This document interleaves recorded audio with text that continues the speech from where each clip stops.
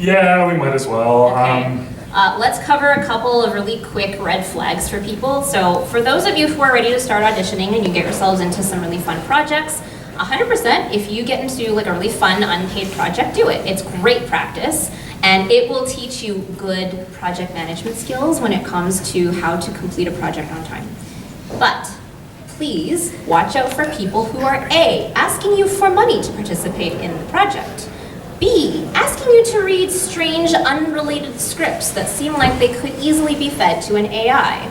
C, watch out for projects that don't even seem to be ready to have voices, because chances are they're not ready and they've just bitten off more than they can chew. Tell them you will respectfully come back when they're ready for voices, but you don't have to stick around and try and wear a million hats for them.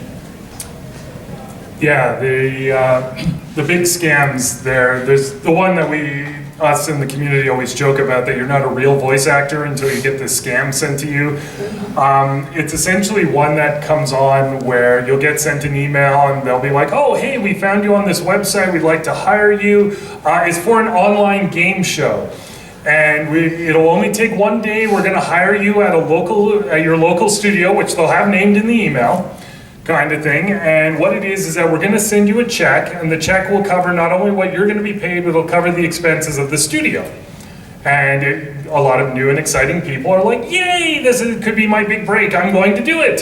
So you agree, you give them your mailing address, they mail you the check, you pull out the check, and wait, the number's higher than what they originally said it was going to be. And they'll go, wait a second, that must have been a mistake. Well, go and cash the check and just send us back the difference, kind of thing. And and those who, people have gone and done that, and then they go to the studio and they're like, hey, I'm here for my gig, and they're like, who are you? It's the classic scam of sending like a little old granny down to the store to buy gum, but you give her a fake $100 bill.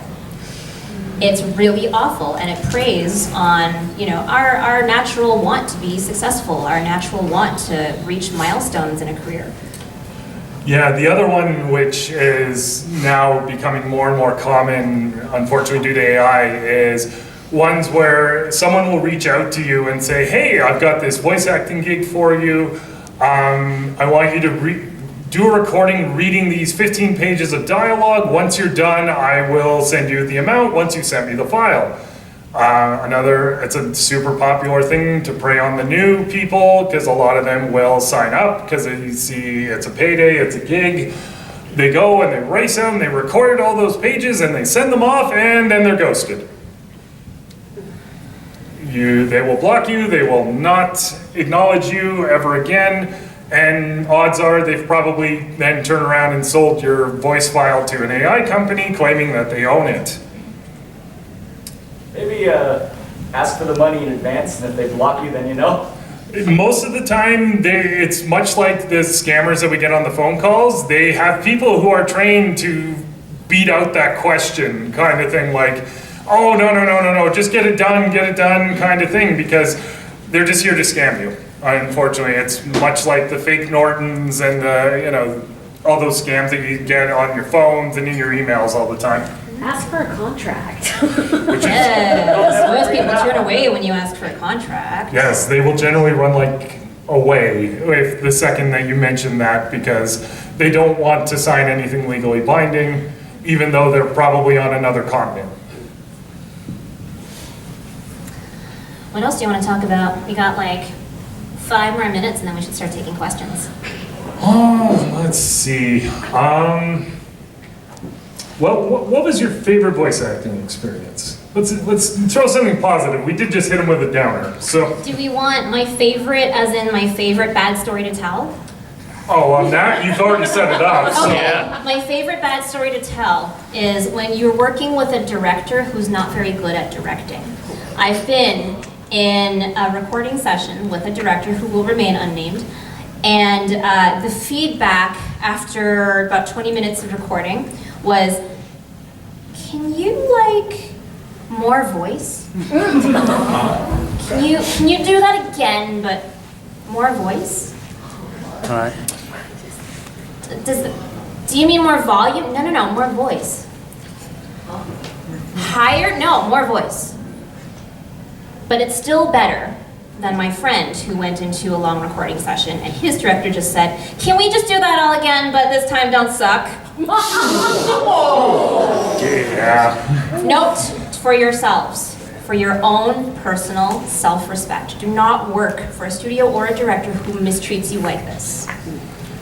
There are tons of gigs out there. You do not need to take abuse just for the sake of a gig. My story similar to Nancy's. I had one where, I did a session and the director was like, "Can you be more blue?" And I'm like, "Blue as in like sad?" And they're like, "No, blue as in the color." And I'm like, "What am I supposed to do with that? Because I'm not sure what you mean." And they're like, no, just be blue. I'm like, "That's not helping," kind of thing. And sitting here having a debate over the concept of blue in a studio, kind of thing. Just for the sheer ridiculousness of it. Yeah.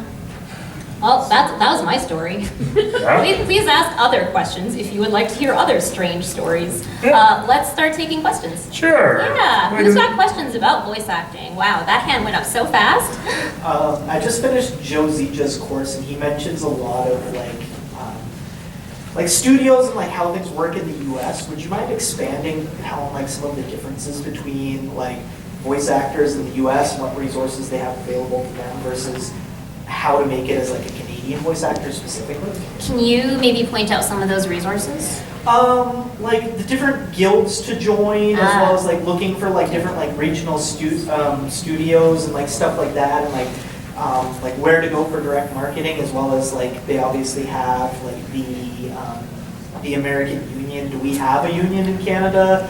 I thought I read somewhere online that we're part of like the Commonwealth Agreement, and being part of the Canadian Union also connects you to like UK and like New Zealand and stuff like that. So I just wasn't sure how all of that works.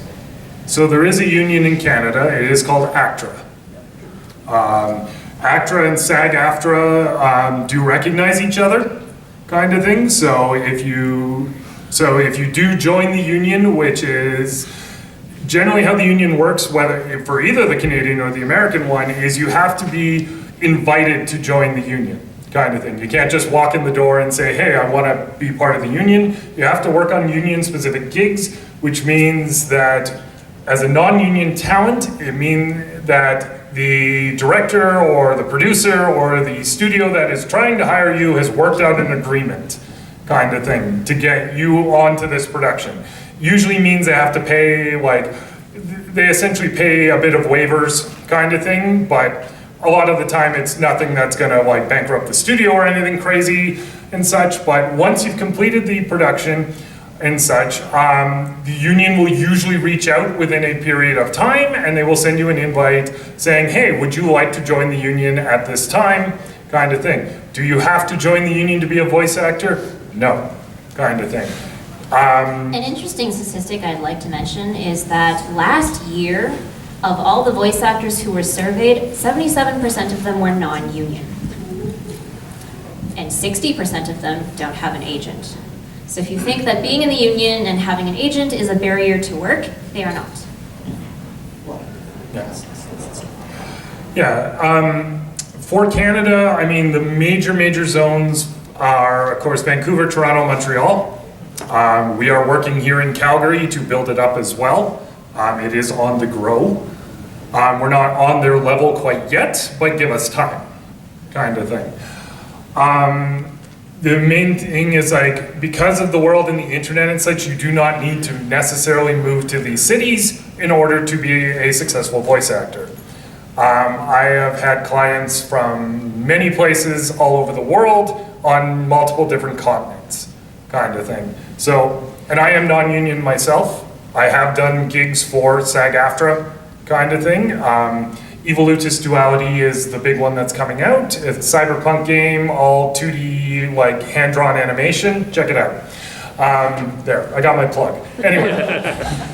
But the thing about that is yeah, the majority of the work is non-union these days. Some of the big studios, if your dream is to go do Funimation, and do anime down there, you will have to join the union before they will pick you up, kind of thing. The way both the unions work, though, is that They will invite I know I'll never be the same. Shook my world so hard again. Wish I washed away my sins. He's a dead man walking, blank stare in his eyes. Should have given up on the ones I trust. Never should have been surprised when they shot him down. Cold blood to the ground.